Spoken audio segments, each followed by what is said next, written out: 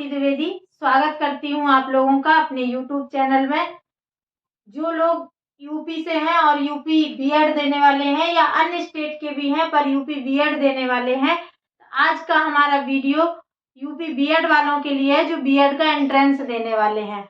आप हमारे साथ वीडियो के अंत तक बने रहिएगा। हम इस पे पैटर्न और सिलेबस डिस्कस करेंगे और तैयारी कैसे करें इस बारे में बात करेंगे।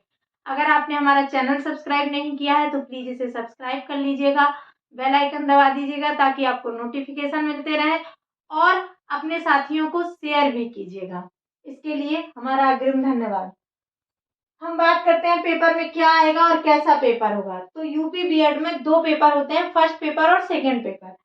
फर्स्ट पेपर होता है वो सबके लिए एक जैसा होता है और सेकंड पेपर जो होता है वो विषय आधारित होता है। आइए समझाते हैं कैसे।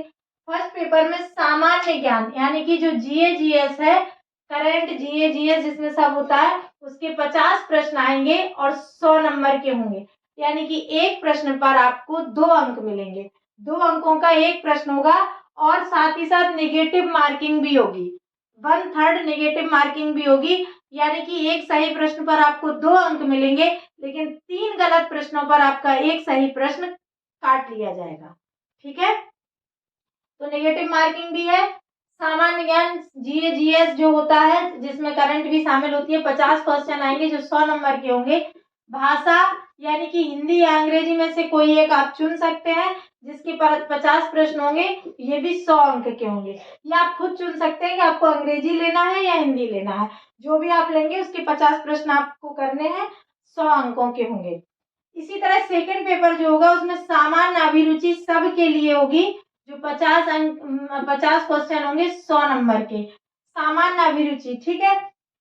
विषय योग्यता, विषय योग्यता यानी कि जो आर्ट साइड से हैं, जिन्होंने बीए किया हुआ है उनके में जीएस आएगा। जिन्होंने साइंस से बीएससी वगैरह किया हुआ है उनके लिए साइंस आएगी। तो साइंस में आप चाहे मैथ से हो चाहे बायोलॉजी से हो, आपको चारों पांचों चीजें आएंगी। यानी कि मैथ भी आएगा, फिजिक्स भी आएगी, केमिस्ट्री भी आएगी, बायोलॉजी भी आएगी। आप मैथ या साइंस, मैथ या बायोलॉजी किसी भी उसके हों, अगर आपने बीएससी किया है तो ये दोनों चारों चीजें आपको आनी चाहिए, physics, chemistry, bio and math. ठीक है, उसके 50 प्रश्न होंगे।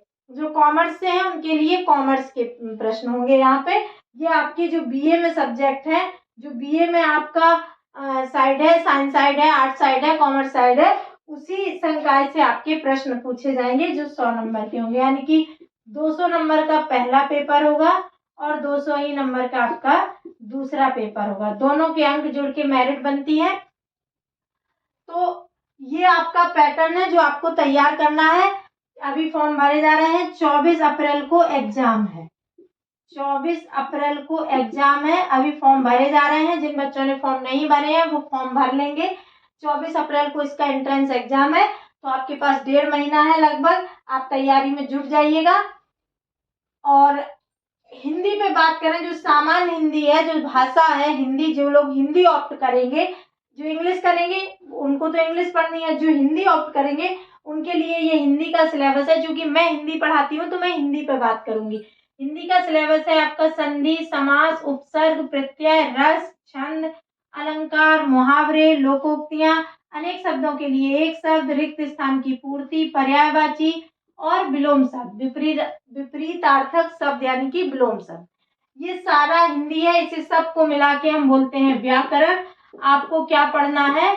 व्याकरण पढ़ना है। व्याकरण क्यों जरूरी है? क्योंकि व्याकरण एक सलीका होता है। हम जिस तरह से अपना जीवन जीते हैं, जीवन जीने के जो सही तरीके हैं उन्हें जीवन का व्याकरण कहते हैं। और जो हिंदी पढ़ने के लिए या किसी भाषा को पढ़ने के लिए, लिखने के लिए और बोलने के लिए जो सलीका होता है वो उस भाषा का व्याकरण कहलाता है। यानी कि हिंदी का व्याकरण क्या कहलाता है? हिंदी को सही से बोलने, लिखने और पढ़ने का जो सलीका होता है, जो तरीका होता है, उसे हम हिंदी का व्याकरण कहते हैं। तो ये हिंदी व्याकरण का सिलेबस आपका है जो हम आपको यूट्यूब के थ्रू पर डे आपको क्लास उपलब्ध कराएंगे फ्री में। आप लोग हिंदी, सामान्य हिंदी के 50 प्रश्न हमारे यूट्यूब के थ्रू तैयार कर सकते हैं। आपको कोई बुक नहीं पढ़नी, आपको कहीं से कुछ तैयार नहीं करना, सिर्फ इतना वीडियो मेरे देख लेंगे आपका तैयार हो जाएगा। क्योंकि मैं यहाँ कॉन्सेप्चुअल पढ़ाऊंगी, आपको लॉजिकल प्रश्न आ जाएंगे। अगर आप भूल भी रहे हैं तो आप परिभाषा के थ्रू उसको सही से याद कर लेंगे, वो वहां पे आपको याद आ जाएगा। आपका कोई प्रश्न गलत नहीं होगा।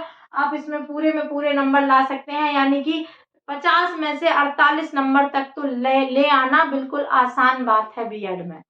तो आप हमारे साथ जुड़े रहिएगा, हमारे वीडियो देखते रहिएगा।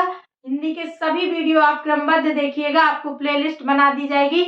आप पूरे वीडियो लगातार देखिएगा और आपकी जो समस्याएं होंगी अगर आप कमेंट्स में बताएंगे तो हम लाइव क्लास लेकर आपकी समस्याएं वो भी सुलझाएंगे। तो हमारे साथ जुड़े रहने के लिए आपका बहुत बहुत धन्यवाद।